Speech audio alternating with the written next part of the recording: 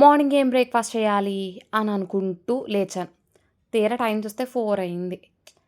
రోజు ఇడ్లీ, దోసేనా? ఏమైనా డిఫరెంట్‌గా చేయొచ్చు కదా పిల్లల కోసం అని అనుకుంటున్నా. చాలామంది చెప్తూ ఉంటారు పెసరపప్పు ఎండాకాలంలో చలువ చేస్తుందని. నిజమా? అబద్ధమా? అదైతే నాకు తెలీదు గానీ, ఇప్పుడు మీకోసం అయితే పెసర పునుకులు ఎలా చేయాలో చూపిస్తానండి. చాలా సింపుల్ ప్రాసెస్. ఏంటంటే ఒక గ్లాస్ పెసరపప్పు తీసుకొని నానబెట్టేసుకోవాలి. 2 సార్లు కడిగేసుకొని, శుభ్రంగా వాటర్ పోసి నానబెట్టేసుకున్న తర్వాత ఎంతో సేపు అక్కర్లేదండి. గట్టిగా ఉడత ఒక 3 గంటలు, 3, 4 గంటలు నానిందంటే ఈజీగా నలిగిపోతుంది. తర్వాత దాన్ని గ్రైండర్‌లో వేసేసి గంధం ఉంటుంది కదా! ఆ విధంగా అయితే రుబ్బేసా. రుబ్బేసిన తర్వాత అందులోనే ఉప్పు, ఉల్లిపాయ, పచ్చిమిరపకాయ, జీలకర్ర, కరివేపాకు ఇవన్నీ వేసేసి బాగా కలిపేయండి. ఉప్పు మనకి టేస్ట్ చూస్తే కొంచెం తక్కువగానే ఉంటుంది గానీ, ఉప్పు ఎంత తక్కువ తింటే అంత మంచిదంటారు గదా!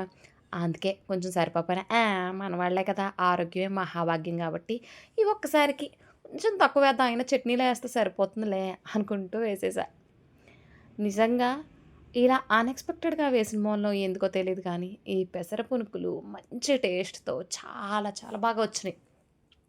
అదే కంపల్సరీ చెయ్యాలి, రుచిగా రావాలి అని అనుకుంటా హ్మ్. అవస్సలు రావు. ఏంటో అండి నాకే అలా జరుగుతుందా? అందరికి అలాగే జరుగుతుందా? మీకేమన్నా ఐడియా ఉందా? ఇలాగే నాకు జరుగుతుంది. బాగా టేస్టీగా చేసేద్దాం అనుకుంటా. ఇది బాగా వచ్చి మనకు కొట్టిన పిండి అనుకున్నప్పుడు, అదేమో ఫ్లాప్ అవుతూ ఉంటాయి. అన్‌ఎక్స్‌పెక్టెడ్‌గా అప్పుడప్పుడు ఇలా చేస్తాను చూడండి. అవేమో సూపర్ హిట్ అయిపోతూ ఉంటాయి. క్షణంలో అయిపోతుందండి. వేడి వేడి నూనెలో వేసేస్తాం గదా! అవి ఇట్టే పైకి పొంగొచ్చేస్తాయి.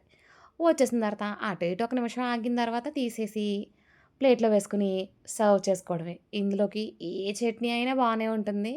మనం కొద్దిగా బద్ధకం గదా!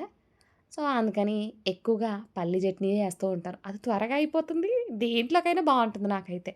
అలా ప్లేట్‌లో వేసిన దాన్ని ఇలా పొట్టలో వేసేసా. చాలా సింపుల్‌గా తక్కువ టైంలో అయితే అయిపోయినియి. ఎంత రుచిగా కుదిరినియో. నిజంగా మీకు కూడా ఇంతేనా? తక్కువ చేసినప్పుడు ఎక్కువ రుచిగా ఉంటుంది. అవునా కదా?